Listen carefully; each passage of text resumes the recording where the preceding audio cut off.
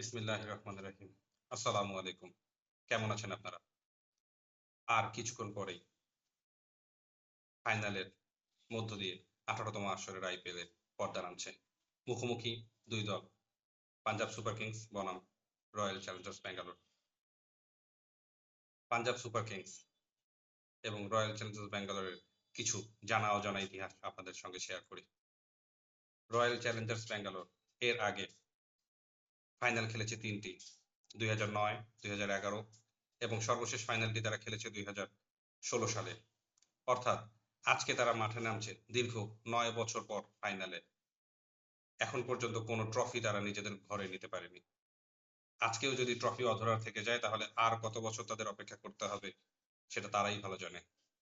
অপরপক্ষে Punjab Super Kings এর আগে শুধুমাত্র একটি ফাইনালই তারা খেলেছে ২০১৪ সালে, যেটি তারা পরাজিত হয় কেকেআর এর বিপক্ষে। দুই দলেই বর্তমানে রয়েছে অনেক ফর্মে। আরসিবি অনেকটাই ডিপেন্ড করছে হ্যাজেলউড এর উপরে। হ্যাজেলউড যার কথা না বললেই নয়, যার ব্যাকআপ লেংথ ডেলিভারিতে একে একে করে ব্যর্থ হচ্ছে টপ অর্ডার ব্যাটসম্যানরা। অপরপক্ষে পাঞ্জাবের ব্যাটসম্যানদের লাইন আপ আগেই যেমনটা বলেছিলাম, অনেক ডিপ। দুই দলের কথা যদি বলি, দুই দল এর আগে মুখোমুখি হচ্ছে সমান ১২টি ম্যাচে, যার মধ্যে জয় পরাজয় সমান সমান ৬টি করে। এবারে ২০২৫ আইপিএলে তারা মুখোমুখি হয়েছে ৩ বার। জয়ের পাল্লা ভারী আরসিবির দিকেই। আরসিবি চ্যাম্পিয়ন হয়েছে ২ বার, পাঞ্জাব ১ বার। আজকে যদি পাঞ্জাব জিতে নেয় তাহলে সমান সমান, অর্থাৎ চ্যাম্পিয়ন যদি পাঞ্জাব হয়ে যায় তাহলে এই মৌসুমে দুইটি করে তারা ম্যাচ জিতবে। কিন্তু আরসিবি কি হতে দেবে পাঞ্জাবকে চ্যাম্পিয়ন সহজেই? না, তেমনটা নাও হতে পারে। এই মৌসুমে আরসিবি খেলেছে ১৫টি ম্যাচ, যার মধ্যে জিতেছে ১০টিতে, পরাজয় বরণ করেছে ৪টিতে। যার মধ্যে ৯টি আলাদা আলাদা ম্যাচে তাদের প্লেয়ার অফ দ্য ম্যাচ আলাদা। বুঝতেই পারা যায় তারা কোনো একক প্লেয়ারের উপর ডিপেন্ড করছে না। অপরপক্ষে পাঞ্জাব সুপার কিংস খেলেছে ১৬টিতে, জয় সমান ১০টিতে। তারা একটি কোয়ালিফায়ার ম্যাচে, এর আগে যদি বলি প্রথম কোয়ালিফায়ার ম্যাচে এই ব্যাঙ্গালোরের কাছেই পরাজিত হয় পাঞ্জাব। আমি তো বলবো উড়েই গিয়েছিল পাঞ্জাব। তারা কি শোধ নিতে পারবে এবারের ফাইনালের ১৮তম আসরের ফাইনাল দিয়ে? শেষ পর্যন্ত কে হাসবে আজকের হাসি?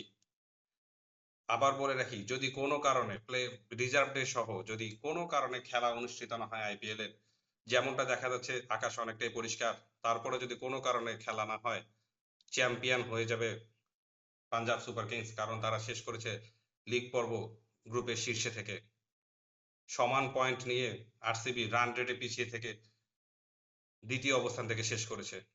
সো আরসিবি চাইবে অবশ্যই যেন খেলা হোক। আমরাও চাই খেলা হোক, চ্যাম্পিয়ন হোক বিরাট কোহলির আরসিবি। আমি জানি না আমার মতো সবার চাওয়াটাই এক কিনা। চ্যাম্পিয়ন হোক বিরাট কোহলি, চ্যাম্পিয়ন হোক আরসিবি। সবচেয়ে পপুলার একটি দল আরসিবি। এখন পর্যন্ত ১৮তম আসর চলছে, কোনো শিরোপা তাদের নেই। হোক না একবার তারা চ্যাম্পিয়ন, দেখুক বিরাট কোহলিকে সবাই চ্যাম্পিয়নের বেশে আইপিএলে। অরেঞ্জ ক্যাপের কথা যদি বলি, অরেঞ্জ ক্যাপ অনেকটাই নিশ্চিত করে ফেলেছে সাই সুদর্শন।